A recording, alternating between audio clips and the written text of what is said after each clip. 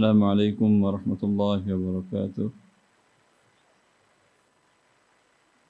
Alhamdulillah rabbil alamin wa bihi nasta'in wa nusalli wa nusallim wa nubarik ala nabiyyina Muhammadin wa alihi wa sahbihi ajma'in wa ba'du.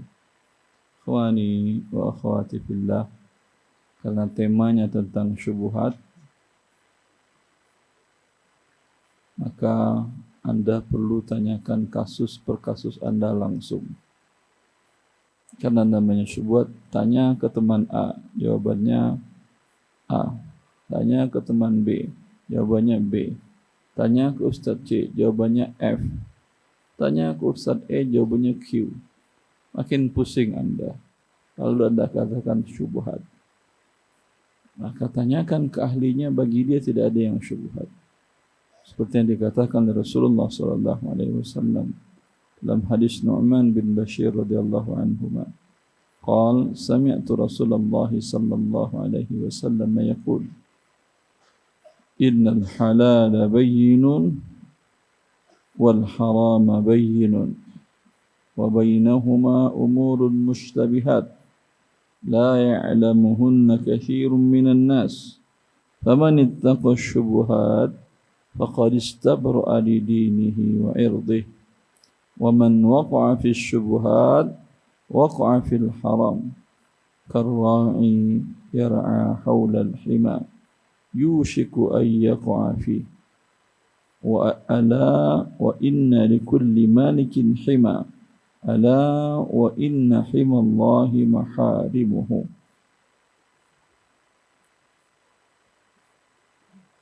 Sesungguhnya yang halal jelas, yang haram jelas. Kita khususkan dalam masalah transaksi muamalat maliyah. Yang halal jelas. Nabi sallallahu alaihi wasallam melakukan transaksi pembelian, penjualan. Gandum ditukar dengan dirham. Gandum diserahkan, dirham diterima. Dirham diserahkan, gandum diterima. Halal jelas, jelas halal. Innal harama bayyin wal harama bayyinun. Yang haram jelas.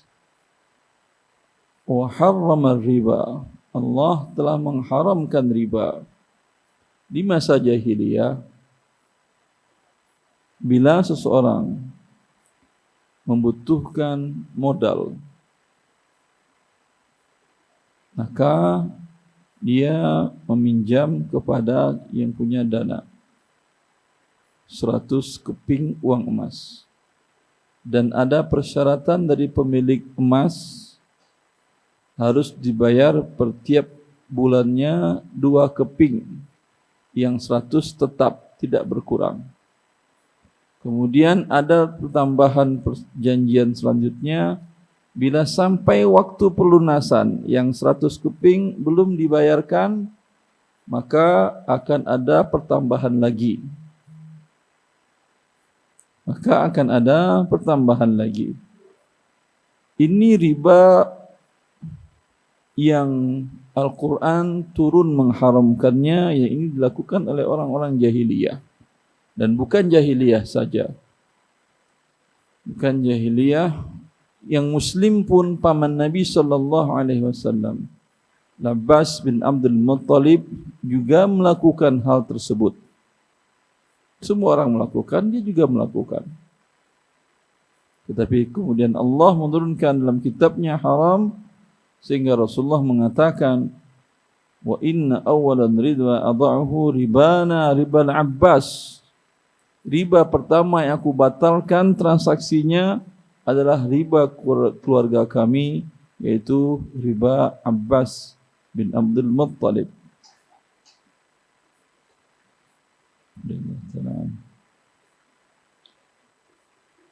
Ini jelas riba. Ada yang mengatakan riba ia haram Tapi bank konvensional itu tidak haram. Itu bagi dia syubhat. Bagi kita bayyin. Ya, karena apa yang ada di masa jahiliyah itu ada enggak pada bank riba konvensional? Anda butuh modal pinjam 100 juta. Kembalikan 100 atau berlebih? Berlebih. Dibayar lebihnya bulanan atau nanti? Bulanan. Sama tadi 2 dinar bayar per bulan.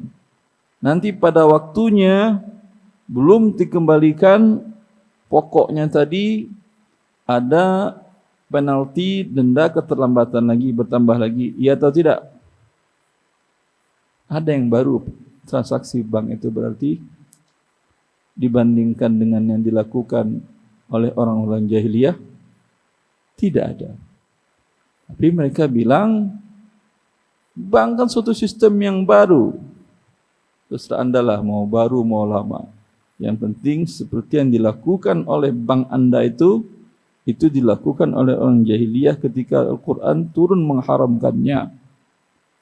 Enggak, ini syubhat bagi kamu. Bagi kita orang muslim yang mengerti jahiliyah, transaksi jahiliyah, dan mengerti transaksi di perbankan konvensional, bagi kami itu bukan syubhat. Jelas? Yang bilang syubhat dia. Berarti syubhat sifatnya subjektif, objektif atau tergantung orangnya. Subjektif sifatnya. Bagi si fulan tadi, bagi dia syubhat. Bagi kita yang mengerti syubhat, tidak jelas ribanya. Muncul bank syariah. Transaksinya jual beli barang. Murabahah. Dengan cara akad wakalah kepada nasabah. Lalu kemudian selesai dan ada pertambahan. Margin, laba, jual beli. Sekarang bagaimana? Ini bagi Anda syubhat atau jelas halalnya?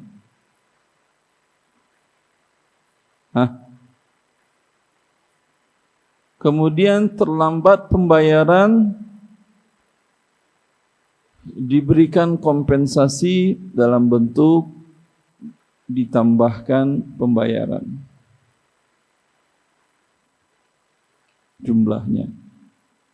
Ini bagaimana? Jelas halalnya? Kan kompensasi, imbalan.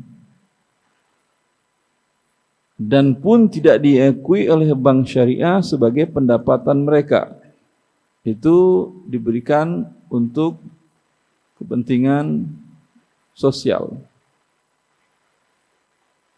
atas nama sedekah atau atas nama pembersihan dari harta yang tidak benar.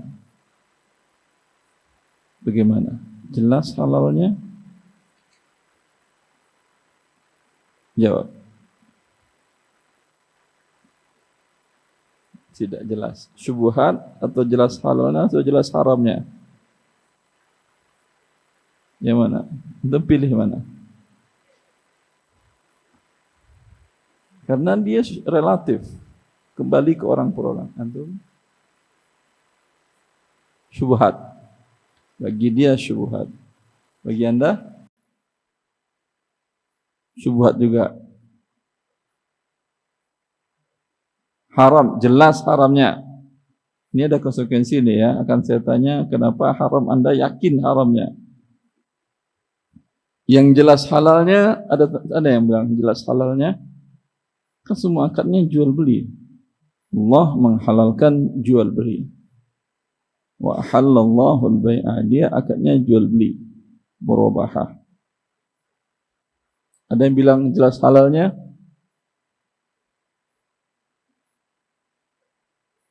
Bank syariah, akhi,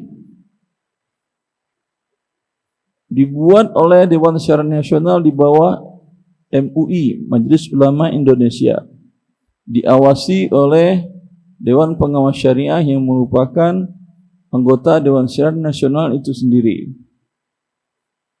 Dilihat transaksinya oleh mereka, dan Bank Syariah melakukan transaksi seperti sesuai dengan SOP-nya dan dilegalkan oleh otoritas jasa keuangan. Ada yang bilang jelas halalnya, satu jelas haramnya.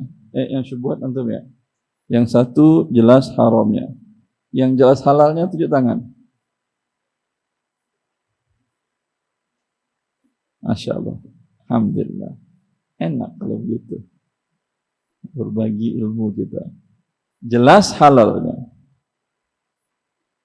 Ada 3, ini syubhat, ini jelas haramnya, itu jelas halalnya. Kira-kira yang mana mau kita gali dulu? Antum tunjuk.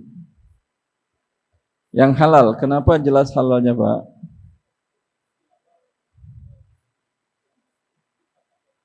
Jual beli kesepakatan, ya boleh aja dia dapat laba, begitu kan ya. Kemudian masalah denda keterlambatan,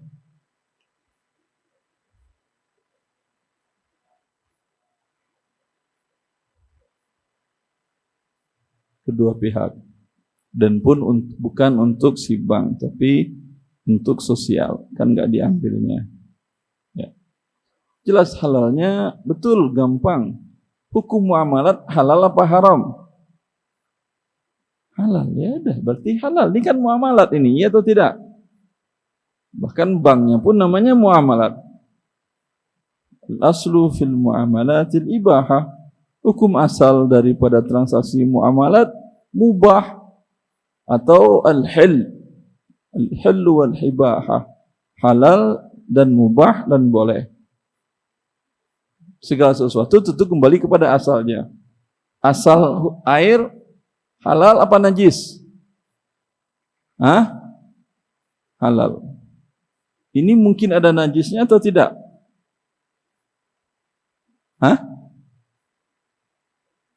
Mungkin atau tidak? Mungkin.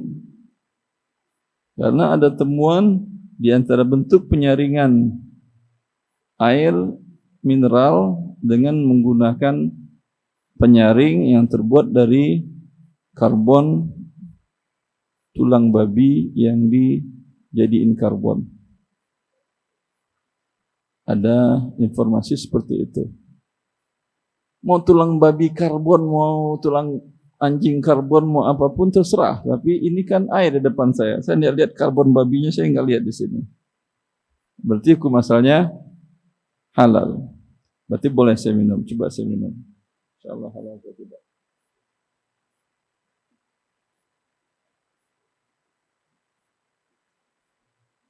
Alhamdulillah, iya halal.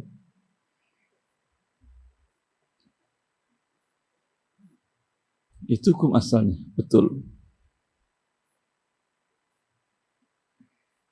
Dari satu sisi.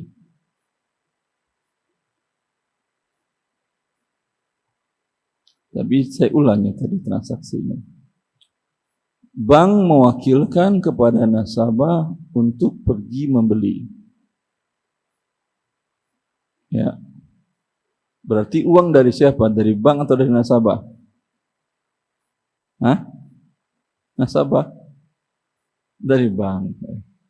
Pernah antum beli lontong sarapan pagi, duduk di toko, Bu, lontong satu. Pak, ini uang 30.000, beli ke sana, nanti sini nanti bayar ya 35. Pernah begitu? Enggak pernah kan ya? Tapi kenapa kalau ke bank Anda beli motor, beli mobil, beli tanah, beli rumah, Anda dikasih uang suruh pergi beli. Kenapa mau aja? Kenapa sarapan pagi enggak mau? Atau selain sarapan pagi lah yang lain. Ya, Anda beli jasa, umpamanya jasa mekanik. Kata si mekanik, Pak, ini uang Anda beli jasa ke situ, ya nanti bayar ke saya, ini uang 300.000 kok jasanya. Pergi ke sana nanti bayar ke saya 350.000 nyicil. Mau? Mau enggak? Kalau dibutuhkan mau? Baik. Mau, baik. Masalah mau tidak menjadi halal haram ya. Tidak ada hubungan halal haram dengan mau tidak mau. Laki perempuan berzina kan mau apa tidak dia? Tidak mau dia. Kalau tidak mau tak terjadi perzinahan. Laki perempuan berzina karena mau, semua mau berarti. Apakah jadi halal? Tidak. Kan itu juga muamalat. Jelas? Ya. Jadi mau tidak menunjukkan halal haram. Kita lanjutkan.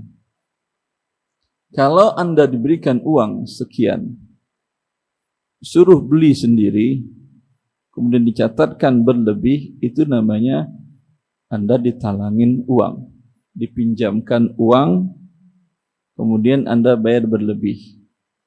Beda enggak dengan kasus jahiliyah tadi? Sama kan? Tadi si yang punya dana di masa jahiliyah, ini 100 dinar. Pergilah kau bawa dagang, bisnis segala macam, nanti bayar berlebih. Sama kan? Sama. Sekarang masih jelas halalnya atau sudah mulai ragu?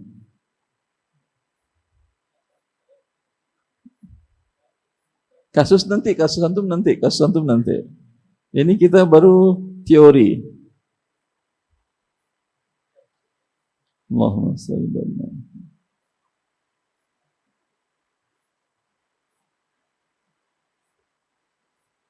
Baik, kasus nanti dulu sebentar ya. Ya. Berarti ini pinjaman kemudian tidak ada jual belinya. Kalau jual beli, si bank yang pergi beli sendiri. Dan dia, Pak Bang, saya mau mobil pick up, apa aja lah mereknya. Siap. Anda punya penawaran harga atau kami cari sendiri? Kata Anda, saya punya penawaran harga dari dealer A segini, dari B segini, dari C sendiri. Anda prefernya yang mana? Lebih suka yang favorit Anda yang mana? Yang perusahaan X ini, saya lebih suka, banyak testimoni orang bagus, kuat, biaya maintenance lebih rendah. Ya, baik. Kita tidak ada akad dulu ya. Anda boleh tidak jadi nantinya, kami juga boleh tidak jadi nantinya. Sekarang kami lakukan pembelian terlebih dahulu. Datang dia ke dealer A. Dia hubungi, dia telepon, dan dia beli. Diterimanya mobil Jeep tadi, mobil pick up tadi. Ya, sudah diterima. Masalah balik nama tidak ada masalah. Tapi sudah diterima, nongkrong di kantor. Ditelepon Anda, Pak, jadi beli mobil pick up Pak. Ini sudah ada di kantor. Kalau jadi, silahkan datang ke kantor. Kita membuat akad. Lalu kata Anda, ya jadilah, saya butuh. Datang Anda ke kantor. Lalu Anda lihat, cek semuanya, coba. Ini Masya Allah, ini impian saya. Berapa harganya? Segini. Sangat cocok, bisa saya tutupin. Saya bayar insya Allah tidak ada terlambat. Ya. Kalau ini betul jual beli. Kalau tadi itu hanya menyerahkan uang, dikembalikan berlebih, namanya riba.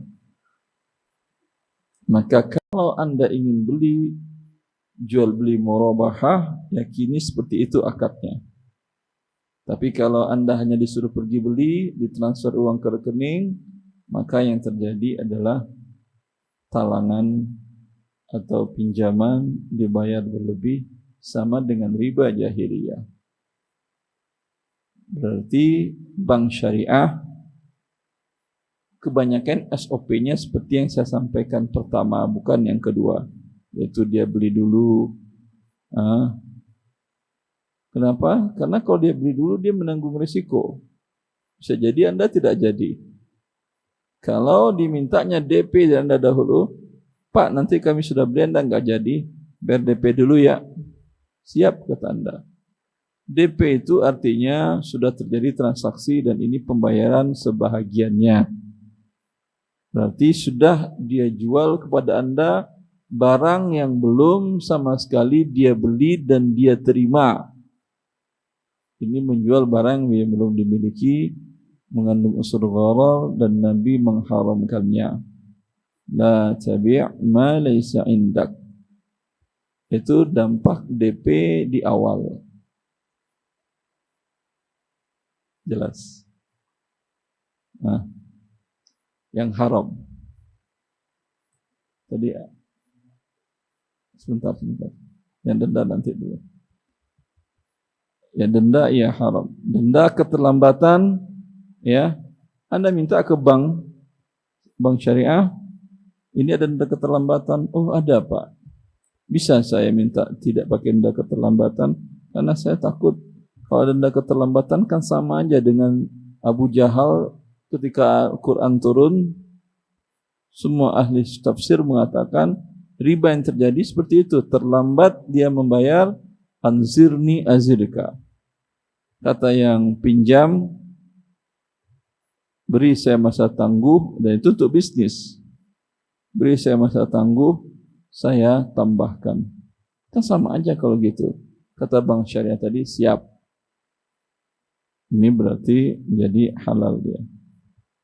Baik. Kasus antum yang haram tadi apa? Yang bilang haram tadi siapa? Apa itu tadi yang saya tanyakan kasusnya?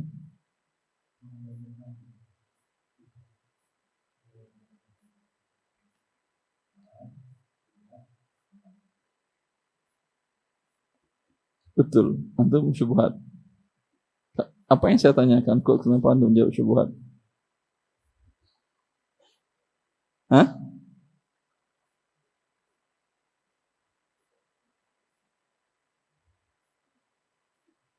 Lupa saya. Bisa diulang rekamannya? Kenapa saya mengatakan menurut Anda syubhat? Menurut Anda yakin haram? Saya tanya tadi mana yang bilang boleh? Beliau mengatakan boleh. Itu pertanyaannya apa?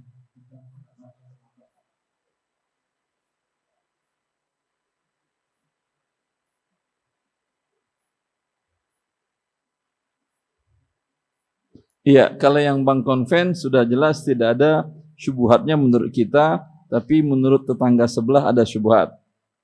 Iya kan ya? Kalau kita sudah tidak ada syubhat, itu halal, haram bayyin. Yang halal tadi kasusnya adalah Nabi beli gandum dengan uang dirham ya dan biadin, ini uangnya, ini gandumnya. Jelas halalnya kan ya? Kemudian jelas haramnya di bank konvensional menurut kita, tapi karena itu relatif bagi tetangga sebelah, muslim juga, ngaji juga pengajiannya dia ya. Ngaji juga di pengajiannya dia, kata dia ini syubhat. Karena yang di masa Nabi yang diharamkan itu riba, bukan bank. Masa Nabi mana adalah bank? Bank konvensional mana ada di masa Nabi? Memang di masa Nabi tidak ada bank konvensional. Tapi kan sistem di bank konvensional sudah diharamkan Nabi. Yang kita haramkan bukan fisik banknya itu. Tapi bagi dia kita biarkan. Kata dia syubhat, bagi dia syubhat. Tapi bagi Anda jelas itu ribanya karena Anda tahu sama dengan perlakuan perbuatan jahiliyah yang Al-Quran turun mengharamkannya. Lalu kita masuk kepada kasus bank syariah transaksi jual beli. Ya, jual beli objek barangnya ada, kemudian dengan diwakilkan, ya, apakah hukumnya halal? Beliau mengatakan halal, sudah kita jelaskan tadi. Sekarang masih halal lagi atau sudah berubah pemahaman Anda?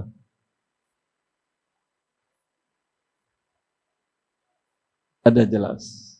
Itu yang saya maksud bahwa syubhat itu relatif. Sehingga kata Rasulullah SAW dalam hadis, la ya'lamuhunna katsirun minan nas. Banyak orang tidak tahu. Berarti sedikit orang. Implikasinya apa? Kalau Rasulullah mengatakan yang syubhat itu banyak orang tidak tahu. Itu eksplisitnya kan ya? Implisitnya apa? Sedikit orang yang tahu. Di antara sedikit tadi beliau sudah berubah dari halal menjadi haram. Jelas? Baik. Anda mengatakan yakin haram. Itu tadi kan ya kasus jual beli yang diwakilkan oleh bank kepada nasabah untuk membeli uang dikasih ditransfer ke rekening nasabah. Yakin haram? Yakin tadi. Dari mana haramnya? Dari penjelasan tadi Ustaz, ya betul. Kalau Ustaz sudah jelaskan, iya betul. Bisa diulang sedikit saja. Bisa? Mengulang yang sudah jelas itu enggak bagus Ustaz.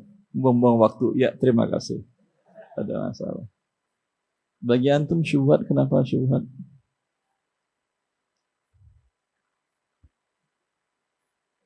Danda keterlambatan tadi yang dijelaskan tadi ada untuk sedekah. Sedekah kan bagus kan ya? Sehingga Anda ragu antara halal dan haram gitu kan ya?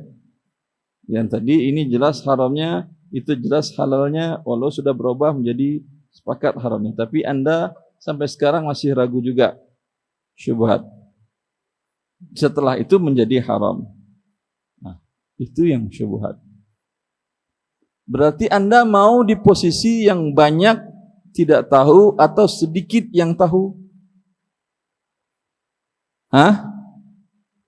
Yang sedikit. Proses untuk menjadi yang sedikit ini bagaimana? Tanpa proses, saya mau jadi yang sedikit, langsung jadi yang sedikit? Bisa? Tidak. Butuh proses. Apa prosesnya? Talabul ilmi syar'i. Mempelajari ilmu syariat Allah dengan baik. Alhamdulillah. Sekarang sedang berproses ini ya.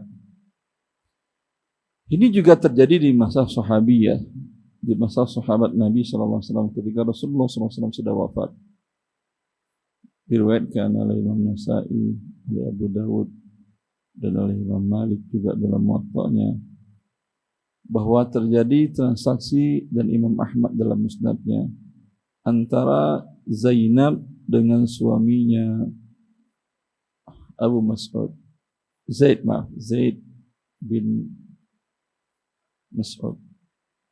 Zaid. Apa bentuk transaksinya? Di mana istrinya punya budak. Budak mahal karena manusia.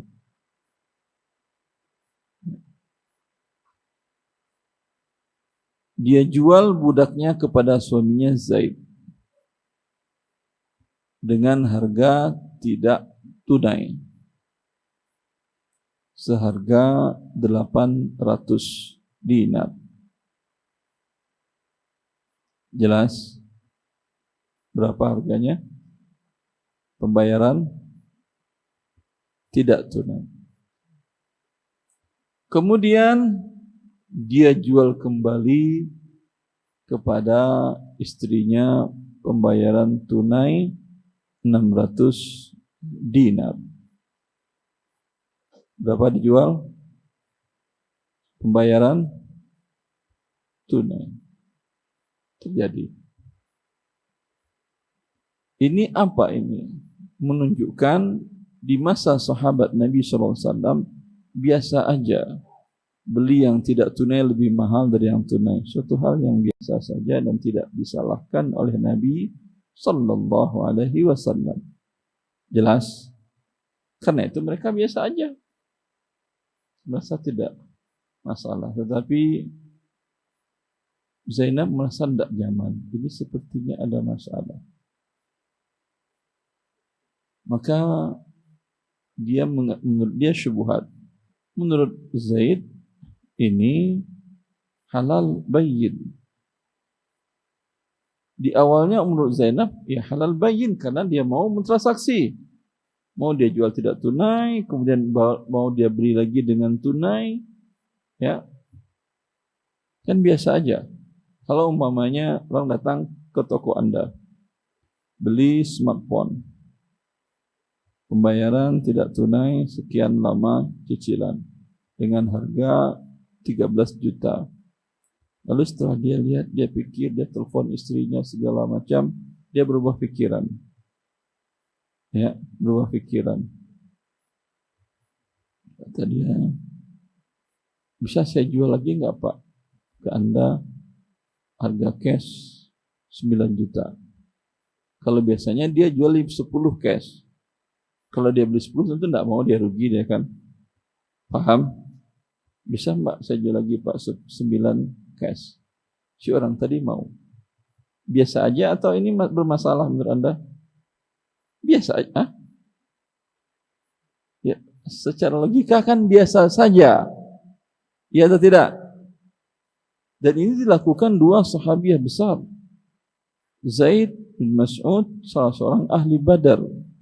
Ikut perang Badar, tidak sembarangan. Tak mungkin berani berbuat dosa kepada Allah. Dan Allah telah mengampunkan untuk ahli Badar apapun yang akan dia perbuat di masa depannya. Tidak sembarang orang ini dua sahabiah ini. Tapi karena tidak nyaman istrinya, dia datang kepada Ummul Mukminin Aisyah binti Abi Bakar radhiyallahu ta'ala anhuma, menanyakan, menceritakan kasus transaksinya dengan suaminya. Begitu kalau tidak nyaman, begitu kalau ada syubhat. Syubhat jangan dipendam. Karena selamanya jadi syubhat dia. Ya, seperti tadi sebelumnya syubhat setelah dijelaskan menjadi tidak syubhat. Tapi kalau tidak dijelaskan atau dia pendam saja selamanya syubhat. Atau ada penjelasan tapi tidak mau untuk nerima, itu selamanya jadi syubhat. Udahlah, udah ada syubhat kok, udahlah aman, tenang.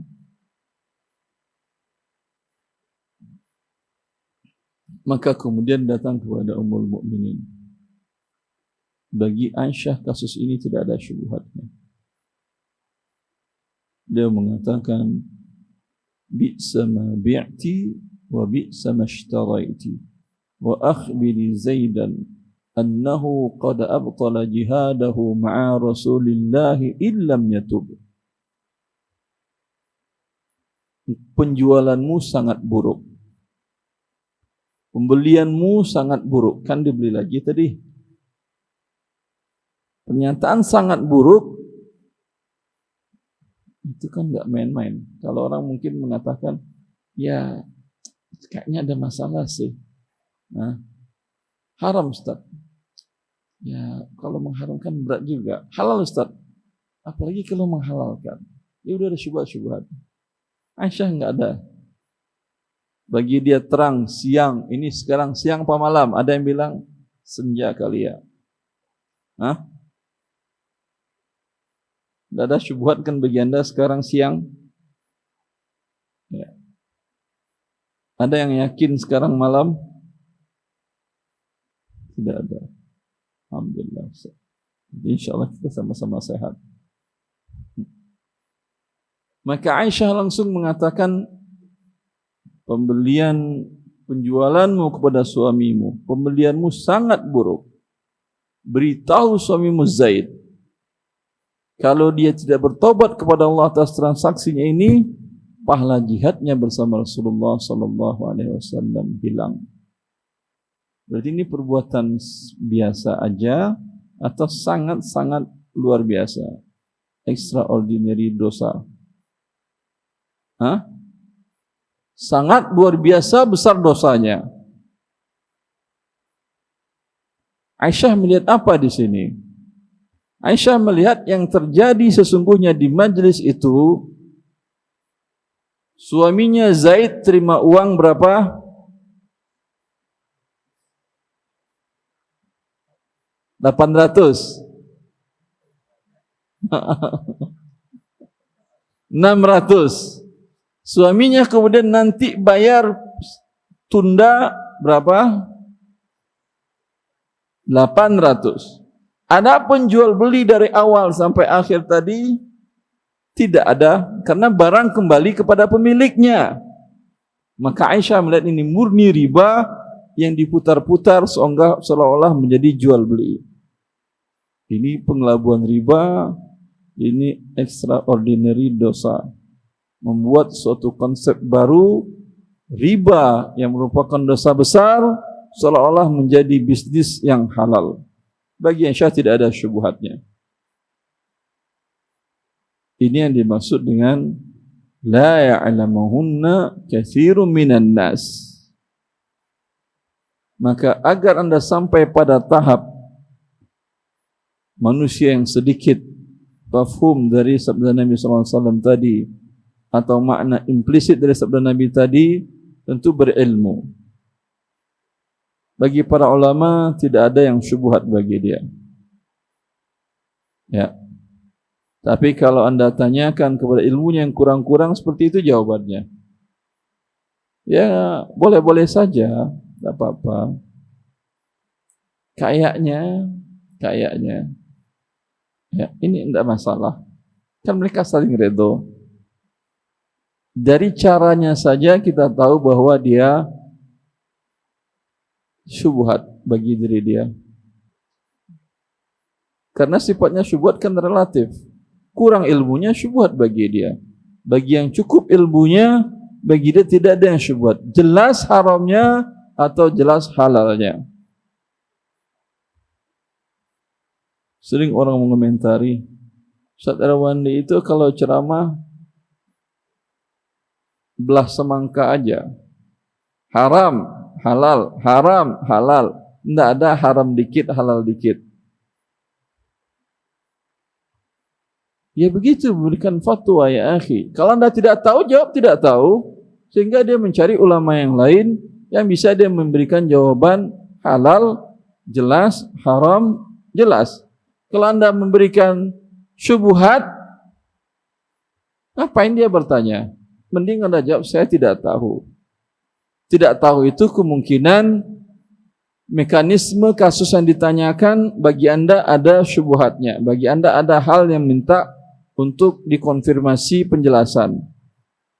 Ya, bisa jadi memang sudah jelas terang, tapi ada dalil yang bagi Anda mungkin membuat Anda ragu antara menghalalkan dan mengharamkannya. Dan itu terjadi pada ulama-ulama besar kita. Al-Imam Malik rahimahullah ta'ala ditanya oleh sekelompok kaum yang datang dari Andalus. 2000 kilo mereka melakukan perjalanan ke Madinah, membawa 40 kasus pertanyaan. Dari 40 kasus, dia hanya menjawab 4. 36 dia jawab tidak tahu. Ya 4 tadi bisa jadi jawabannya boleh, tidak boleh, halal atau haram, jelas. Yang 36 dia jawab tidak tahu. Bukan ilmu beliau cetek. Beliau terkenal dengan ulama kota Madinah, dengan salah seorang ulama mujtahid mazhab besar. Tapi mungkin dalilnya pada waktu itu menurut beliau masih belum jelas. Masih ada ta'arud antara dalilnya, kontradiksi di antara dalil menurut beliau. Ya. Kalau ditanyakan ke ulama yang lain, bisa jadi saja bagi beliau jelas. Dan itu adalah taufik dari Allah Azza wa Jalla kepada setiap hambanya yang diketahui, yang diinginkannya. Dan itu taufik itu akan terhalangi dengan dosa yang kita lakukan masing-masing. Ya. Tadi sudah jelas bank konvensional haram.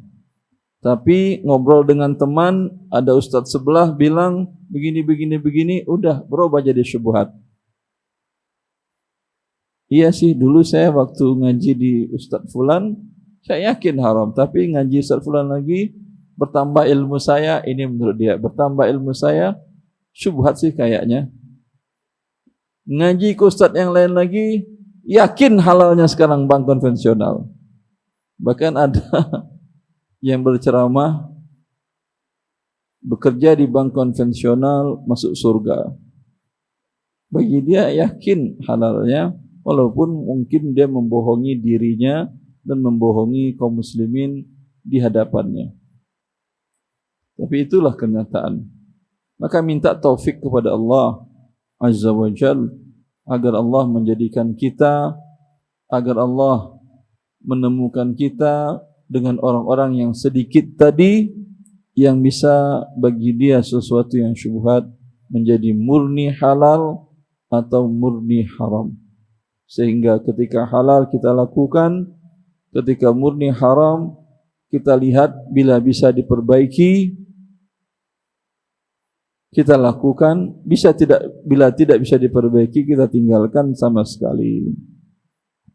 Alhamdulillah. Saya tunggu syubhat, silahkan. Ada pertanyaan syubhat, silahkan. Ada. Masya Allah. Semuanya syubhat bagi kamu, nak. Assalamualaikum. Iya, makanya saya tadi kata Ustaz, semuanya bagi Anda syubhat. Karena tidak mengerti apa itu syubhat. Syubhat, kalau tadi ini umpamanya ada yang ngumpulin, ya, ada yang ngumpulin air kencing, kucing atau apa. Nah, najis apa tidak? Air kencing kucing najis atau tidak? Syubhat juga. Air kencing kucing najis. Najis. Ya, udah ini najis. Kalau air ambil dari dalam air dari tanah. Dari dalam tanah dalam sekali, sumur bor. Biasa dialirkan ke depan untuk wudu. Ya, ini umpamanya airnya. Ini najis atau bukan? Bukan. Ya. Ketika saya bawa air ketiga ke adik, saya buka, saya lihat tadi kucing lewat ke sini. Tadi airnya sepertinya segini sih. Sekarang kok udah penuh. Tapi saya lihat kucingnya antara apakah dia kencing atau tidak tadi, saya agak ragu. Ini apa namanya? Yakin kencing kucing atau bukan, atau yakin bersih air minum? Jawab pakai mic. Jawab pakai mic sayang.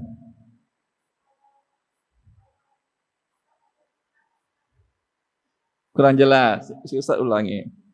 Yang ini saya jelas. Kucingnya saya taruh ke kucing sini cing. Kucing yang kucing sini. Saya taruh warnanya pun sama mirip. Ini jelas tadi najis kan ya? Ya. Yang ini saya ambil dari tempat air berwudu. Ya, enggak ada kucing-kucingnya, enggak ada. Bawa langsung kemari. Ini jelas suci kan ya, bukan najis. Jelas ya? Yang ini tadi terbuka tutupnya. Dan kucing mendekat dan dia berdiri satu kakinya kayaknya terangkat. Ya. Terangkat. Saya ragu apakah masuk, tapi tadi kayaknya enggak penuh sih. Sekarang kok sudah naik debitnya. Ini yakin suci apa najis? Ragu. Nah, itu dia yang syubhat, nak. Jelas? Alhamdulillah. Alhamdulillah. Pertanyaan yang baik sekali. Saya sudah ngomong kemana-mana, antum nggak tahu syubhat, ya saya pusing sendiri saya. Silakan yang mau bertanya Ya, langsung. untung ada anak pintar sehingga dia membuka ketidakjelasan Anda semua.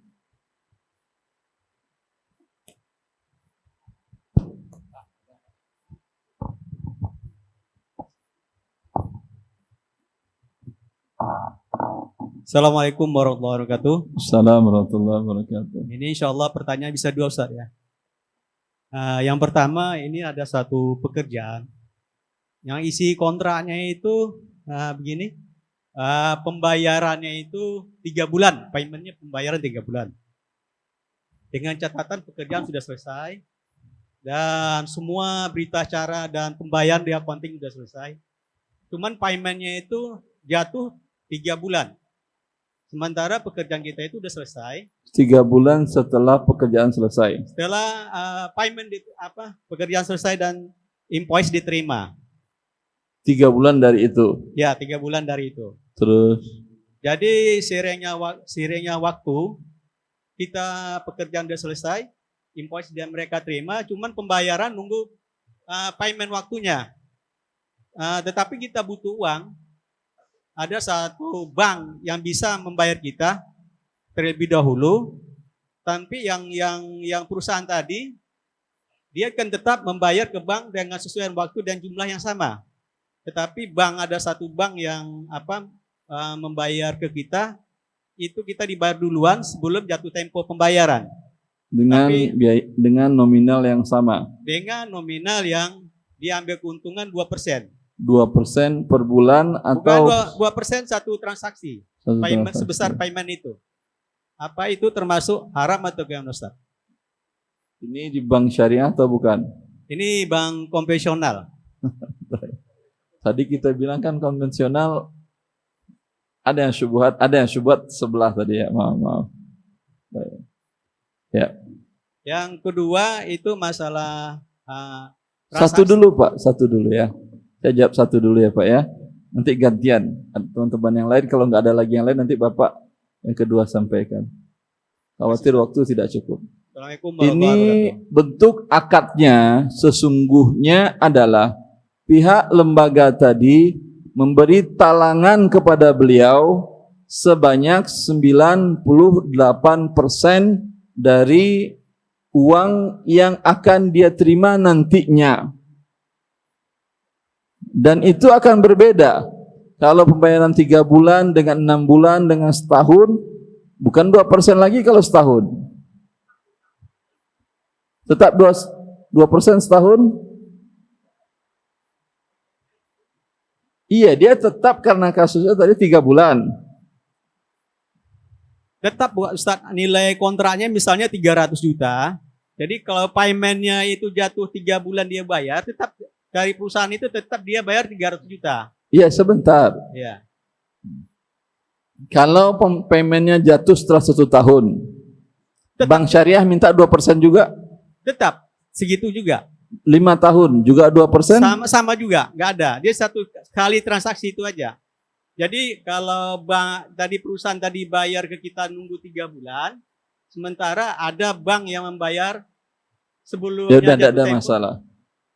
Walaupun tetap saya tidak yakin sebetulnya, tapi dia bilangnya tetap, apa boleh buat. Ini namanya Anda diberikan talangan. Bukan dana talang Ustaz. Bukan dana talangan.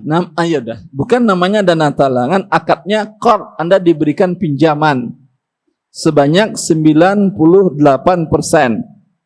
Nanti dibayarkan dari dia menagihkan kepada pihak C ya sebanyak 100%. Maka 2% itu adalah riba tambahan dari akad qard pinjaman. Tapi di akad kontraknya itu tidak disebutkan Ustaz, tidak disebutkan. Manalah dia sebutkan pinjaman qard tidak ada. Kalau di dalam itu di PO-nya itu Ustaz, payment 3 bulan, pekerjaan 3 bulan, pembayaran apabila telah selesai semua paymentnya itu invoice-nya diterima, udah selesai semua, itu tidak ada transaksi dengan bank yang perusahaan tadi tunjukkan, itu nggak ada. Cuman ada bank yang bisa kerjasama dengan kita, dia bayar dulu untuk kita, nanti si yang beri pekerjaan itu. Ya udah, kalau Anda terima 100% halal. Kalau tadi ada 300 juta, Anda terima murni 300 juta, saya katakan halal walaupun dengan bank konven. Tapi karena Anda terima bukan 100%, 98% dari 300 juta. Selisih itu adalah namanya riba. Jelas? Jelas. Udah, bagi Anda syubhat, bagi saya jelas. Kurang jelas ini Ustaz. Jadi yang pekerja tadi, yang beri kita kerja dari perusahaan yang bagi kerja kita tuh, dia membayar kita itu 100%. Yang waktu 3 bulan. Sementara ada bank membayar kita kena butuh uangnya cepat perputarannya. Dia bayar kita dulu, tapi kita dipotong 2%. Jadi bank tadi baru bayar ke perusahaan gitu.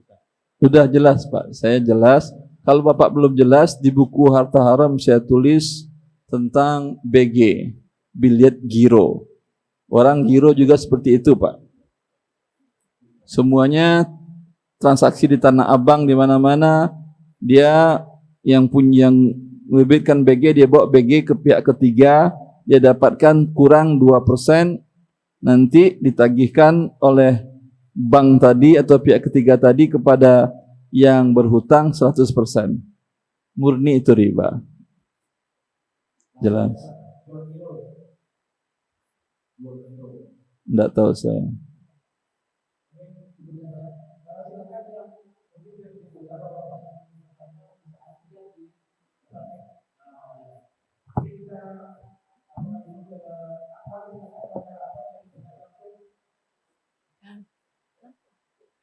Assalamualaikum Ustaz.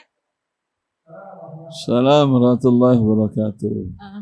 Ini saya mau bertanya masalah kerjasama seperti ada teman gitu Ustaz, dia Mohon dapat maaf, proyek. saya tidak mendengar dengan jelas. Bentar Baru Ustaz, suara bentar. hujan mungkin. Halo? Ya, bentar Ustaz. Udah jelas suaranya Ustaz?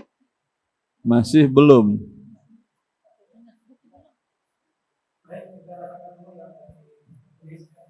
Baca.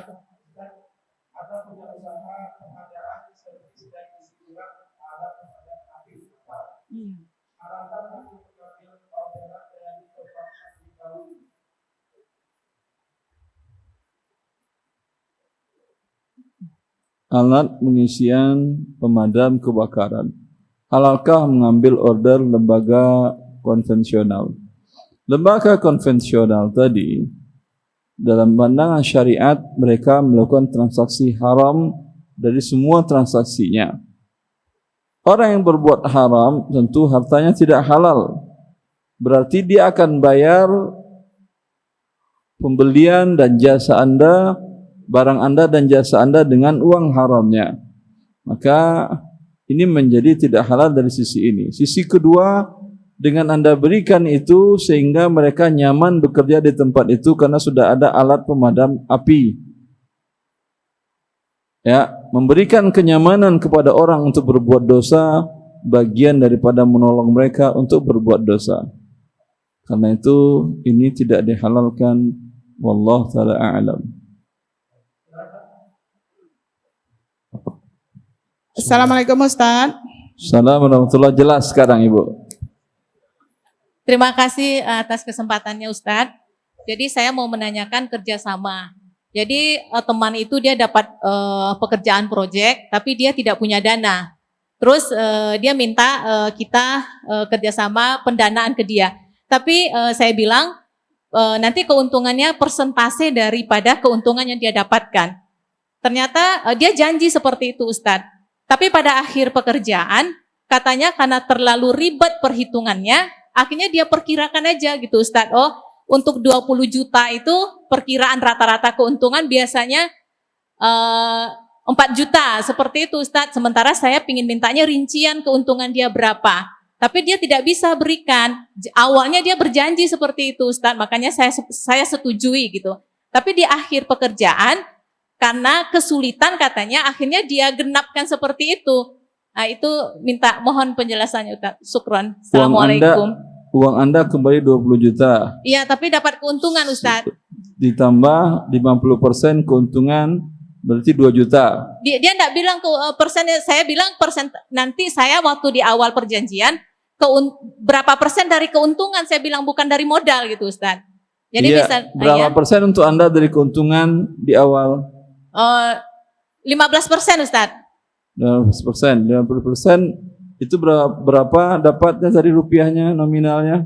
Karena saya nggak tahu, terakhir dia nggak kasih Anda keuntungannya terima berapa rupiah? Oh, waktu di awal dia bilang sekitar 3 jutaan gitu Ustaz. 15% dari 20 juta 3 jutaan. Juta. Kalau 20 juta modal yang saya berikan ke dia gitu.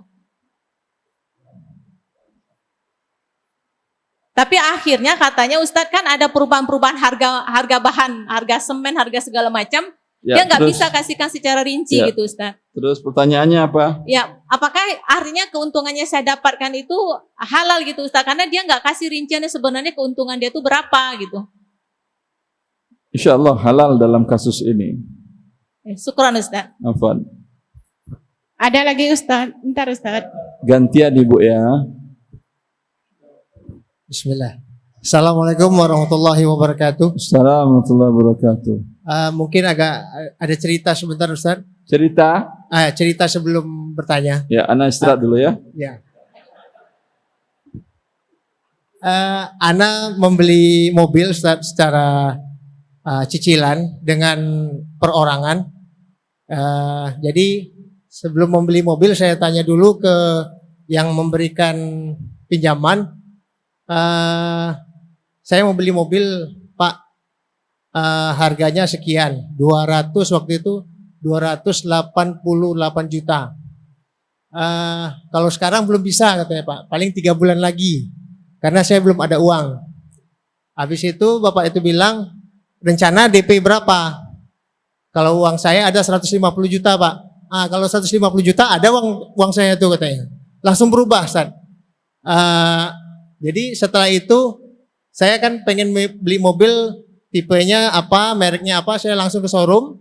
Karena waktu itu kata orang showroom itu harus inden, saya bayar 5 juta Ustaz ke showroom. Tanpa sepengetahuan Bapak tadi. Saya bayar 5 juta, habis itu saya telepon Bapak tadi, Pak, mobilnya sudah saya DP di showroom. Loh, kok di DP? Harusnya saya beli dulu.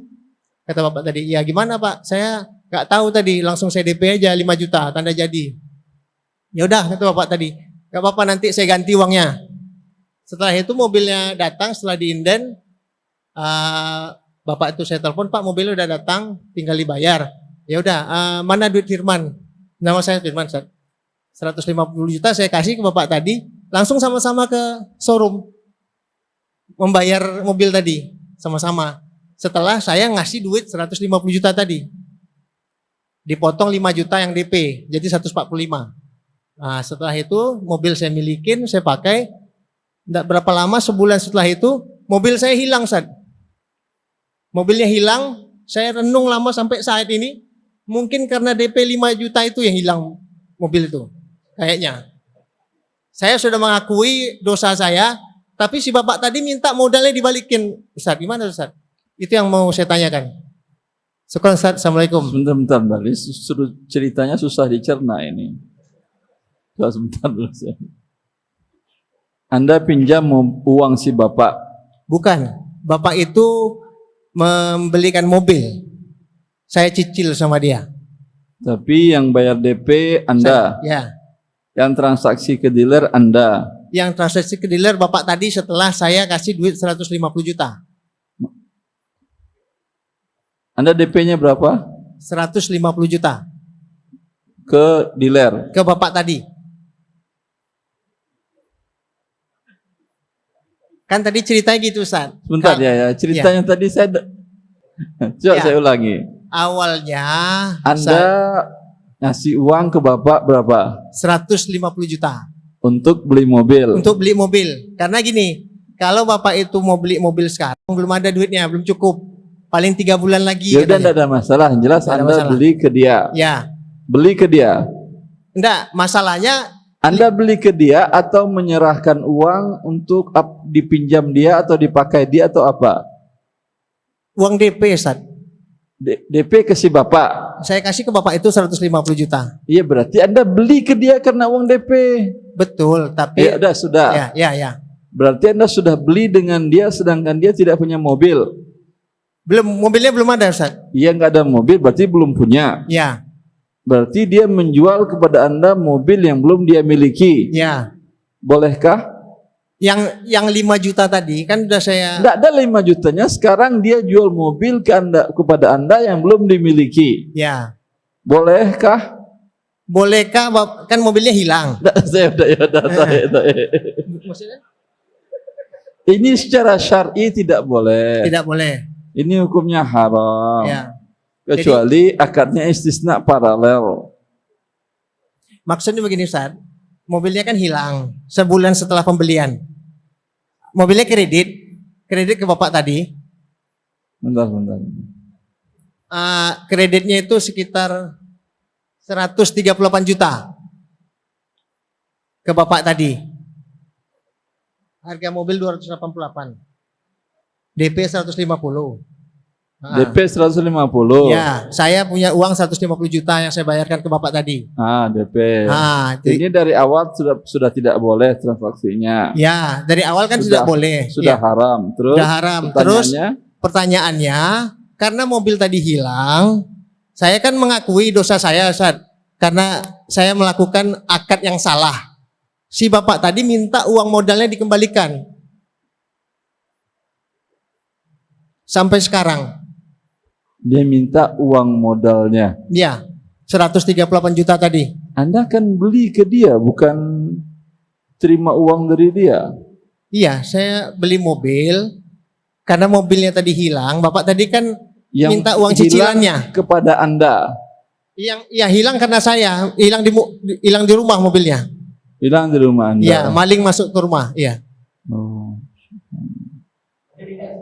Dia cicilan Ya, masih cicilannya bisa. si bapak tadi minta bayar terus. Ya. Itu yang mau ditanyakan Ustaz. Apakah berhak bapak tadi mengambil cicilan? Kalau menurut saya, jatuhnya duit saya sama duit bapak tadi bergabung jadi usaha Ustaz. Kalau menurut saya Ustaz ya. Jadi sama-sama uang digabung, jadinya usaha Ustaz. Karena usahanya itu rugi karena mobil hilang. Harusnya kan impas Ustaz. Sama-sama rugi.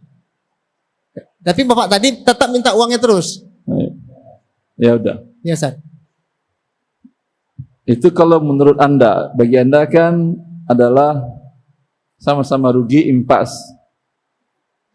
Kalau menurut saya, ya, yang Anda lakukan pembelian tidak sah. Dan barang sudah di tangan Anda. Karena barang di tangan Anda, kewajiban Anda mengembalikan barang. Ya kan? Anda kan tidak mampu, barangnya sudah hilang. Dinilailah pada saat hilang itu berapa harga barang tadi. Kalau umpamanya harga barangnya 250 juta lagi, karena sudah dipakai berapa bulan? 1 bulan. Sudah tidak baru lagi. 250 juta. Sedangkan Anda ada uang yang sudah Anda bayarkan 150 juta. Berarti sisanya 100 juta. Itu Anda bayar. Karena mobil kan milik Anda, bukan milik si bapak itu lagi.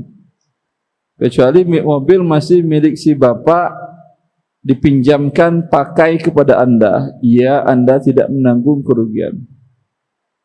Cukup. Jelas? Baik. Ya.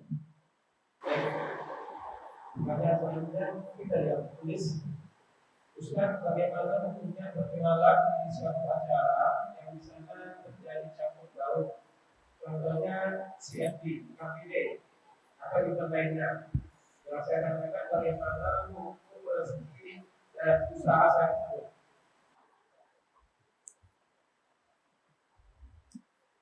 Di mana ada tempat jual beli yang tidak campur baur,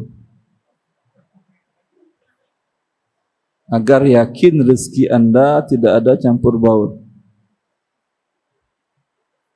Di pasar Madinah ada yang tidak campur baur? Hah? Enggak ada kan? Di pasar Mekah, di mal-mal Mekah ada yang tidak campur baur? Apakah semua pelayan tokonya perempuan sehingga tidak bercampur baur? Atau semua pelayan tokonya laki-laki sehingga tidak bercampur baur? Berarti perempuan tidak boleh masuk ke toko tadi. Atau semuanya perempuan, laki-laki tidak boleh masuk agar tidak campur baur? Ada di atas dunia ini? Tidak ada kan ya? Dan memang syariat Allah tidak memberatkan Anda. Dari masa Rasulullah juga para sahabiat berdagang.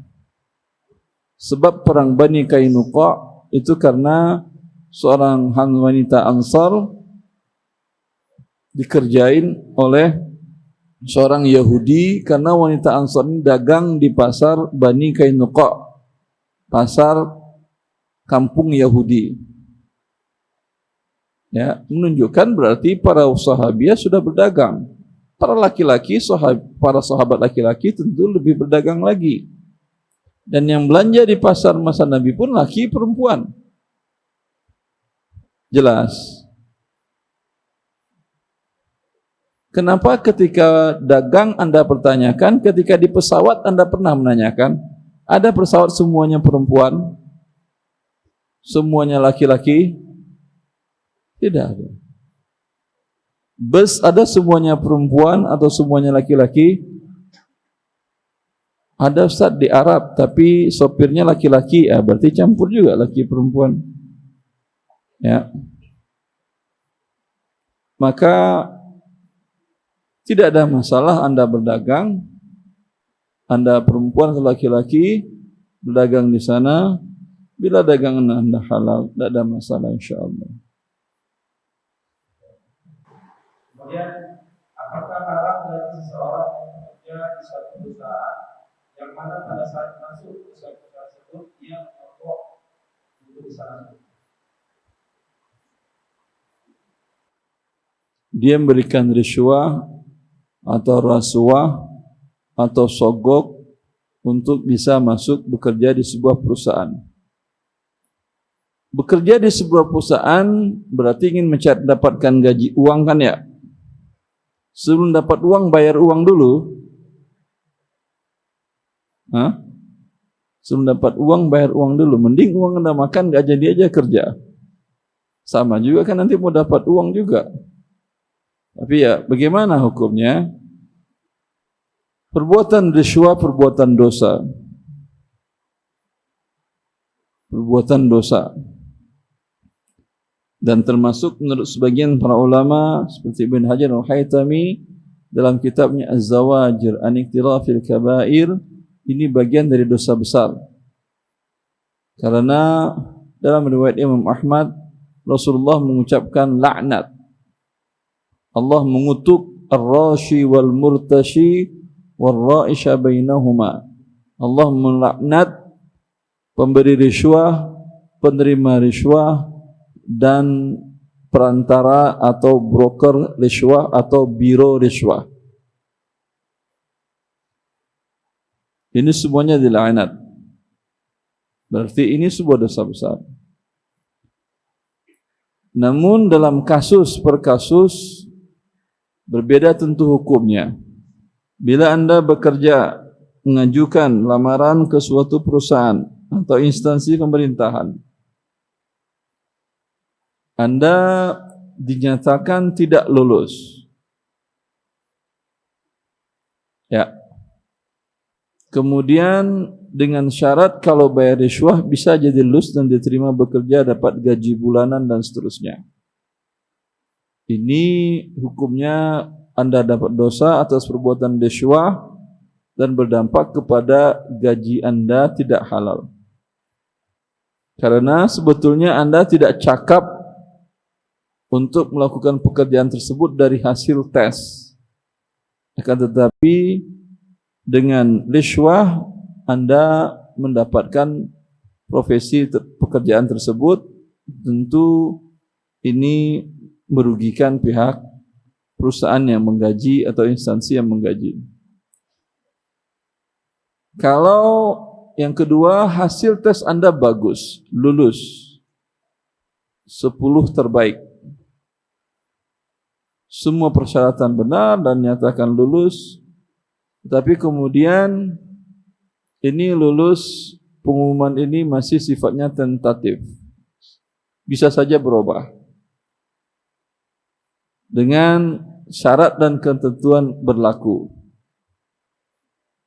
Kemudian masing-masing diberitahukan dengan surat atau WA atau surat kaleng ya atau SMS bahwa Anda lulus, ini buktinya ada, tapi tidak akan diterima bekerja dan tidak akan membuat akad dengan perusahaan tersebut atau instansi tersebut bila tidak membayar uang sekian rupiah. Jelas? Ini artinya Anda cakap melakukan pekerjaan tersebut dan menjadi hak Anda untuk bekerja. Namun terhalangi Anda untuk mendapatkan hak Anda tersebut dengan tidak bayar ini. Bayar rishwat tadi jelas dosa besar. Tapi apakah dosa besar ini membolehkan untuk melakukan mengambil hak? Maka tentu kasus per kasus berbeda. Kalau dia kasusnya sampai kepada hajiyat, artinya kalau enggak kerja di sini sepertinya Anda akan repot ke depannya. Tapi kalau Anda sudah punya pekerjaan, sebetulnya sudah punya dagangan, ya tidak pun kaya tapi cukup memenuhi hari-harian Anda, jangan ambil yang itu karena Anda membayar itu dosa. Rugi kan ya? Sudah keluar uang besar, dapat dosa. Rugi apa untung? Terus kenapa antum mau? Kan rugi. Rugi dunia akhirat. Untungnya nanti Ustaz setelah bekerja. Itu iya, kalau ternyata pandemi, perusahaan tutup, rugi selama-lamanya. Uang sudah keluar, belum kembali lagi, kemudian dosa besar sudah dapat. Ya. Maka andai umpamanya Anda lulus sebetulnya seperti yang tadi dan terhalang mendapatkan hak Anda, sebagian para ulama membolehkan ini. Karena bila ada hajiat kasus per kasus, seperti diriwayatkan dari Ibn Mas'ud bahwa beliau berada di Habasyah. Beliau ingin melewati satu jalan dihalangi oleh preman, bukan begal. Kalau begal semua barang Anda dibawanya. Kalau ini enggak, dia hanya minta 2 perak. 2 atau 3 perak dirham. Termasuk rishwah namanya itu. Ini jalanan umum kan tidak ada haknya dia. Tapi Anda tidak bisa melaluinya, mendapatkan hak Anda untuk berjalan di sana kecuali bayar. Dia apa boleh buat? Dia bayar, dosa untuk dia. Bisa dibedakan ini? Berarti membawa bayar sogok halal apa haram? Haram. Boleh dilakukan atau tidak? Tidak. Ada kasus memungkinkan dilakukan atau tidak? Hah? Ada.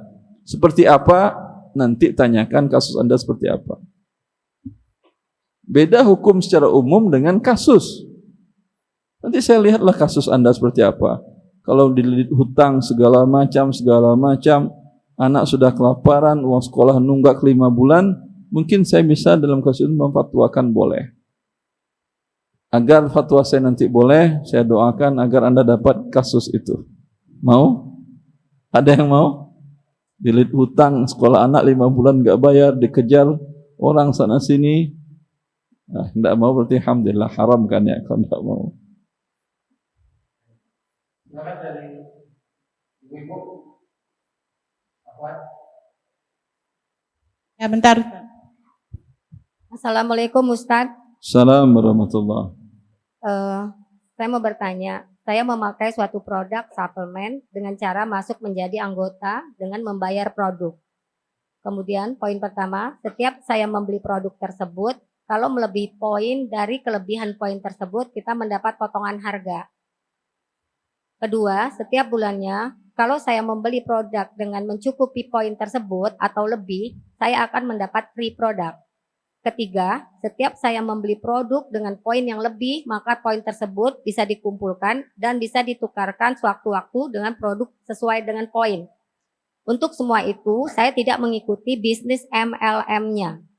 Untuk keuntungan dan manfaat yang saya dapat hanya berupa produk, bukan uang.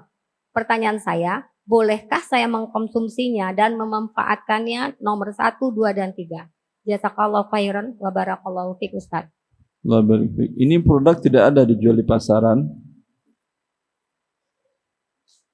Apa Ustaz? Produk ini tidak dijual di pasaran. Tidak. Yang semakna dengannya juga tidak. Tidak. Apa produknya? Kenapa Ustaz?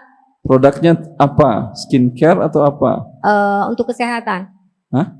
Minum untuk kesehatan, suplemen, vitamin. Minum kesehatan, ribuan jenis minum kesehatan dijual di pasaran dengan semua harga ada. Ini Ada kunyit asam, minuman kesehatan juga. ini tidak Ada Ustaz. temulawak, campur madu juga minuman kesehatan juga. Ya, ada ibu-ibu jamu di belakangnya ada 15 jenis minuman kesehatan, ya atau tidak? Diangkat kemana-mana. Lalu dikatakan tidak ada contohnya di pasaran, tidak mungkin. Pernah ibu jamu itu bilang beli satu, Anda jadi anggota bisa beli. Tinggal Anda bandingkanlah harganya. Walhasil MLM itu terserahlah niat dibaliknya.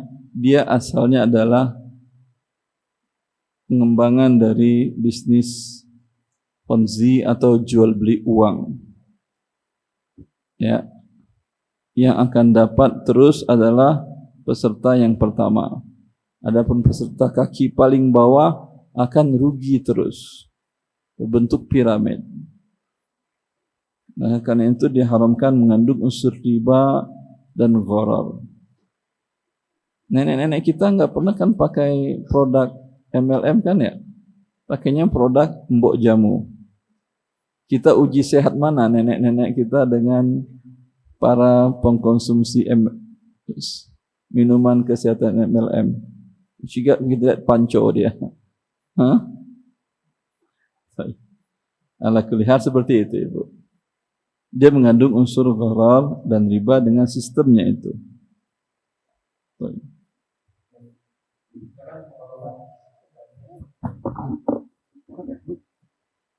Jadi assalamualaikum warahmatullahi wabarakatuh, Ustaz. Assalamualaikum warahmatullahi wabarakatuh. Ustaz, kalau misalnya begini Ustaz, ada 3 orang, katakanlah Ahmad, Dani sama Zaid misalnya. Si Ahmad punya barang, punya suatu produk ditawarkan sama si Dani. Ini saya punya barang, kamu mau nggak beli atau kamu jualkan gitu kan? Beli atau menjualkan? Ya. Ada 2 pilihan. Dibeli misalnya Ustaz. Satu berarti tidak ada menjualkan.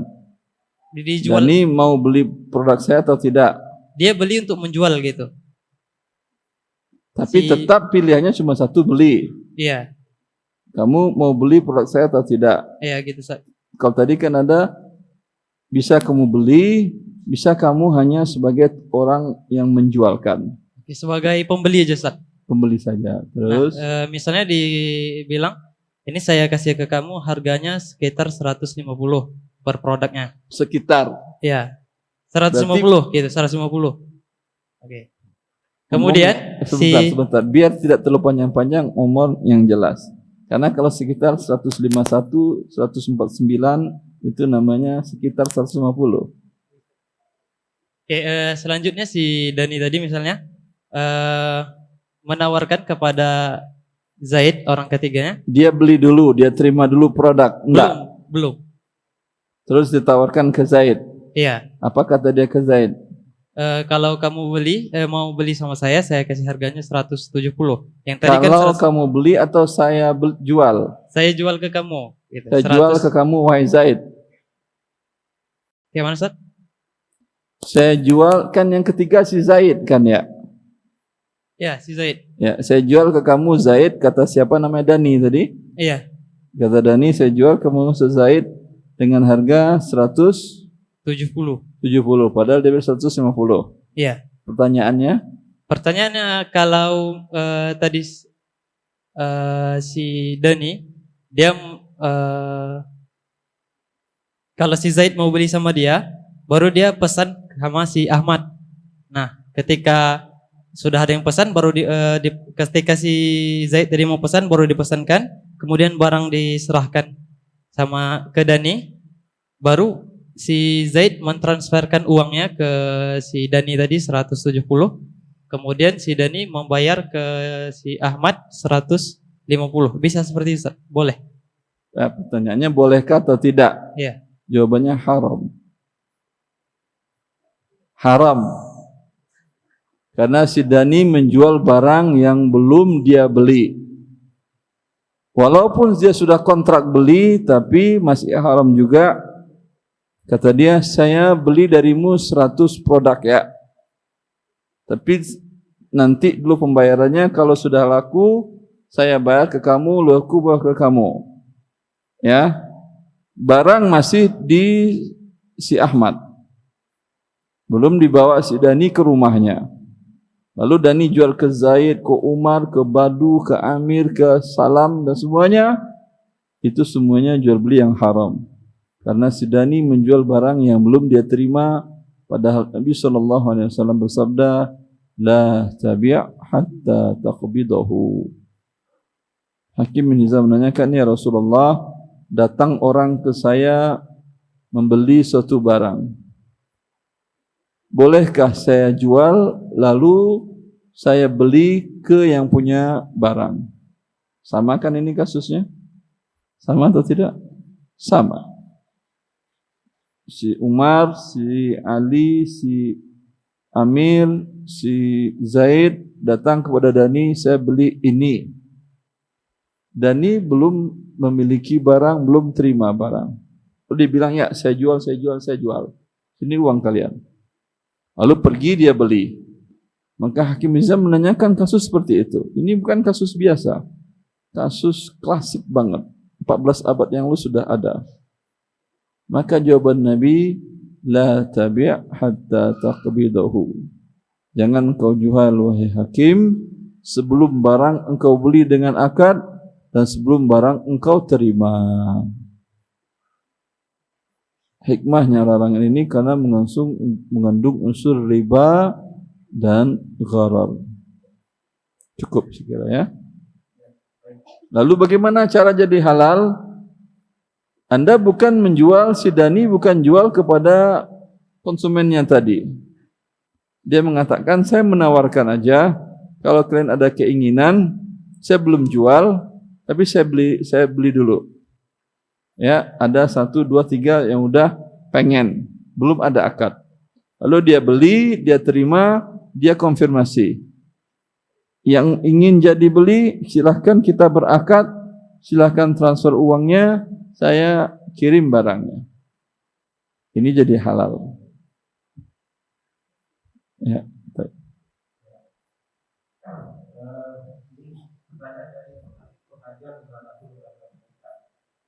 Kasusnya, suatu ketika pimpinan sekolah menunjuk kami untuk mengurus kepentingan orang sekolah.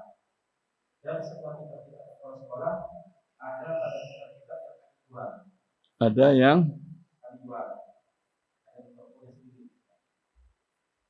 lalu kami belanjakan di toko kami dan kami juga mendapatkan bonus tambahan dari pimpinan karena telah mengurus kemudian kita tidak memperoleh sekolah itu. Pertanyaannya, pertama, apakah jual beli itu boleh? Kedua, apakah boleh kami mengurus tambahan dari pimpinan itu sedangkan kami juga sudah untung dari penjualan yang tidak dulu pada sekolah itu? Pertanyaannya, dalam hukum legalnya, boleh guru jadi supplier buku ke sekolah? Aturan sekolah membolehkan atau tidak? Jangan aturan sekolah. Aturan dari Dignas membolehkan guru jadi supplier. Guru mengatakan pelajaran bahasa Arab kita tidak pakai buku yang semua yang ada itu udah kuno. Sekarang ada buku terbaru. Di mana belinya Bu? Hanya ibu yang bisa beli, hanya Pak Ustadz yang bisa beli. Bapak Ustadz jual dengan kalian harga diskon.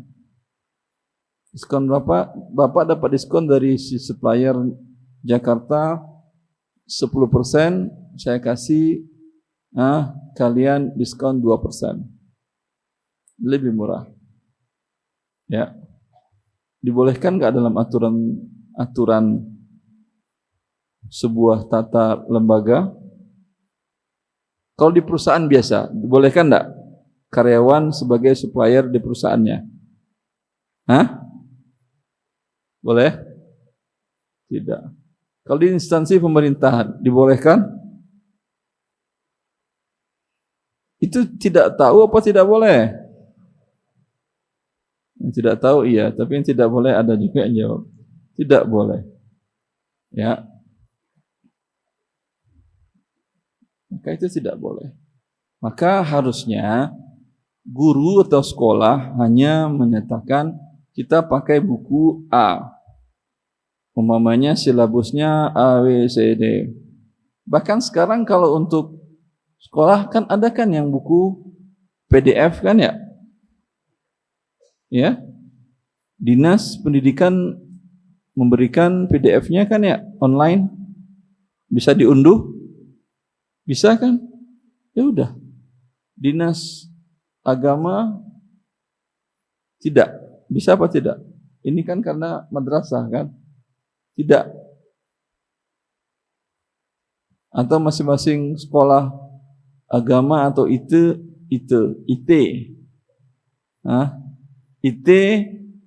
boleh membuat buku kurikulum sendiri atau sudah disediakan dalam bentuk PDF oleh Kemenak? Atau tidak tahu?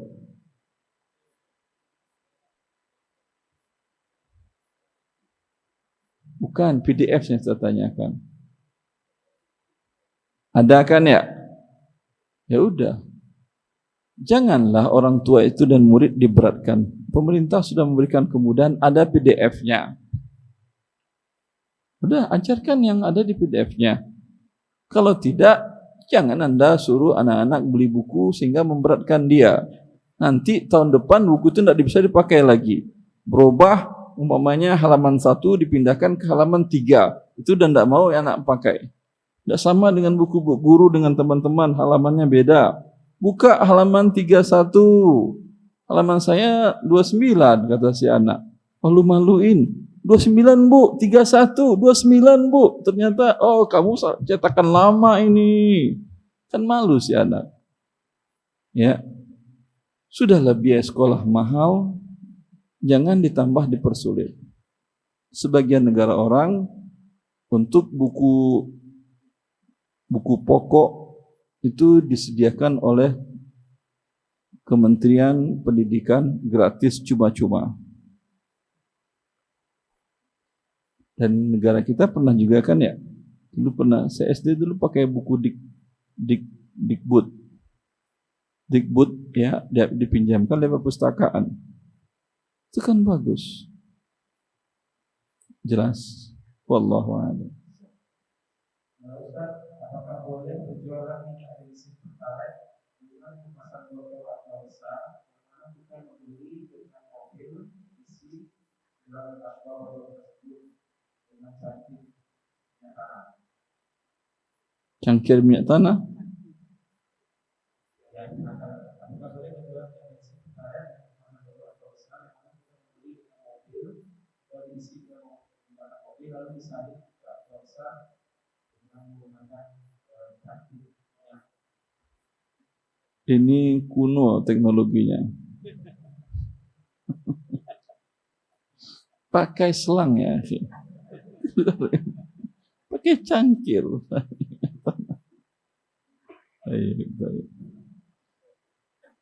Ini kalau ketahuan pelanggaran berat, ya atau tidak? Maka bagian daripada taat ke waliul amr ini mengikuti perintah waliul amr. Jangan perintah waliul amr untuk kemaslahatan tadi Anda kelabui sehingga kemaslahatan menjadi mafsadah kerusakan. Maka haram hukumnya melakukan ini. Banyak yang halal ya ikhwan. Ya. Banyak yang halal, kenapa yang haram juga Anda kritik-kritik agar seolah-olah hukumnya halal. Ini dari awal Anda beli pakai mobil. Kalau dari awal Anda beli pakai canting tadi kan ya? Dalam botol aqua, tahu sudah tidak ada peraturan yang membolehkan di setiap SPBU. Iya atau tidak?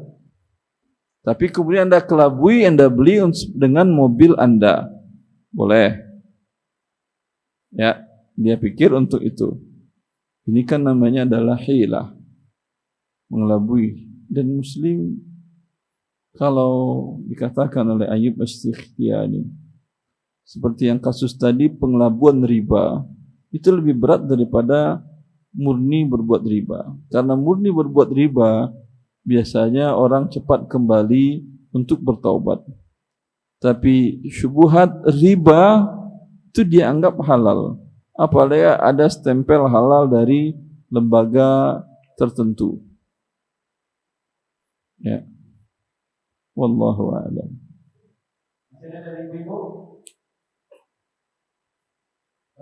Ustaz. Bismillahirrahmanirrahim. Assalamualaikum warahmatullahi wabarakatuh. Assalamualaikum warahmatullahi wabarakatuh. Ustadz, Ana mau nanya, Ana mempunyai sebuah mobil Innova, kemudian mobil tadi kita gabungkan ke PT Perusahaan Transportasi atau Travel. Sebentar. Anda gabungkan Ke PT Perusahaan Transportasi ke atau PT Travel. Ya, Travel. Anda sewakan, bukan? Ya, digabungkan. Maksud Travel digabungkan. tadi yang menjalankan Anda serahkan ke PT Perusahaan ke jasa Transportasi. travel Ya, dengan dengan akad bagi hasil atau gratis? bagi hasil. Alhamdulillah. Terus perusahaan travel tadi kebetulan itu punya teman dekatnya suami. Terus Semua mobil yang ada di perusahaan travel tersebut, mobil itu kan asuransi semuanya. Dan mobil anak aja yang tidak asuransi. Karena mobil kami Anda tidak asuransi. ya, karena kami tidak mau karena asuransi itu riba. Betul. Tanpa kita ketahui perusahaan asuransi tersebut mengasuransikan mobil kita tadi. Mengasuransikan sendiri. Iya, tanpa Terus? kita ketahui. Terus Kebetulan Ana dengan suami pergi ke kantor travel tersebut. Keceplosan adminnya menyampaikan, Pak, ini polis asuransi mobil Bapak udah keluar katanya kan. Dan Ana pun heran, kami kan tidak ada masuk asuransi. Ya itu kan free dari perusahaan kami katanya. Itu kan free dari perusahaan kami katanya kan. Terus Jadi kami bilang udah balikkan aja polis asuransinya lagi. Kami nggak usah asuransi. Cukup asuransi dari Allah aja gitu. sebentar. Mereka menagihkan asuransinya ke Anda atau gratis? Tidak, cuma digratiskan aja, dianggap free katanya. Oh ya udah halal kok. Ya, itu yang jadi Halal, makanya selama halal. ini. Halal ya, alhamdulillah. Karena Anda tidak berbuat riba, tidak berbuat gharar, Anda dapat hadiah. Hadiah mengandung gharar tidak ada masalah. Ya, saya katakan saya hadiahkan untuk kamu sesuatu di dalam sini. Nih, bagus, Masya Allah, Ustaz Irwandi ini. Mau? Mau Ustaz. Apa Ustaz? Kayaknya uang Ustaz susah Ustaz. Ternyata ini. Wah itu Ustaz. Gharar apa tidak? Boleh apa tidak? Boleh, namanya hadiah. Antum tidak mau juga nggak ada masalah, kan hadiah. Alhamdulillah. Boleh Bu, tenang aja boleh.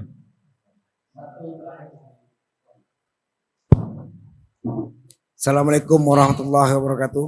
Assalamualaikum warahmatullahi wabarakatuh. Begini Ustaz, saya bekerja di perusahaan importir spare part sepeda motor, Ustaz. Masya Allah. Jadi di perusahaan kami dibolehkan membeli barang dengan pembayaran potong gaji, Ustaz. Membeli barang dari perusahaan Ya, dengan potong gaji. ya. Jadi kita kan punya sepeda motor juga. Jadi kalau rusak sepeda motor kita bisa beli barang di perusahaan. Dengan pembayaran potong gaji. Jadi berjalannya waktu, keluarga saya juga punya motor. Keluarga Anda? Ya, punya motor. Jadi Punya rusak motornya. Jadi kalau beli di luar lebih mahal, Ustaz. Terus? Beli di perusahaan saya murah. Terus? Jadi dia minta tolong saya belikan barang di perusahaan saya. Kalau dari perusahaan tidak masalah. Asal keluarga tidak masalah beli barang. Jadi pembayarannya tetap di akhir bulan, Ustaz. Pas terima gaji dipotong. Kebetulan saudara ini dia bayar langsung sama saya. Setelah barangnya saya kasih, dia bayar. Saya pergi ke kasir kantor. Kantor bilang nanti gajian aja bayarnya gitu. Terus? Uangnya saya pakai, Ustaz. Uangnya saya pakai gitu, Pak. Jadi itu hukumnya gimana, Ustaz? Uangnya terpakai, jadi saya mikir saya pakai uangnya karena gajian nanti ada pembayarnya gitu, Ustaz. Saudara Anda ke Anda membeli atau titip beli? Titip beli, Ustaz. Tolong belikan, ini Ya. uang. Ya. Jadi saya ambil barangnya di gudang melalui kepala gudang. Bentar, titip beli tanpa ada fee pertambahan. Tidak ada, Ustaz. Titip Berapa beli. harga dari kantor? Terus Anda ambil, Anda serahkan ke dia, Anda beli. Ya, tidak. Sebentar. Saya tetap membayarnya pas akhir bulan, Ustaz. Iya, Anda beli. Ya, Saya kan ya, nggak Ustaz, nanya beli. bayar-bayar. Anda Ya, beli ya. barangnya Ya, dan pembayaran akhir bulan dengan harga yang lebih murah. ya. Tidak ada masalah, uangnya Anda pakai. Tetapi ya nggak apa-apa itu, Ustaz. Tidak apa-apa. Saya kasih uang apa Tidak aja. apa-apa. Syukran jazakallah khair, Ustaz. Allah Selama ini Allah. saya masih mikir itu juga, Ustaz. Alhamdulillah. Ayah. Iya. Alhamdulillah. Sekarang tidurlah, Anda masih ada waktu lagi sedikit lagi. Syukran jazakallah khair, Ustaz. Assalamualaikum. Assalamualaikum warahmatullahi wabarakatuh. Sudah?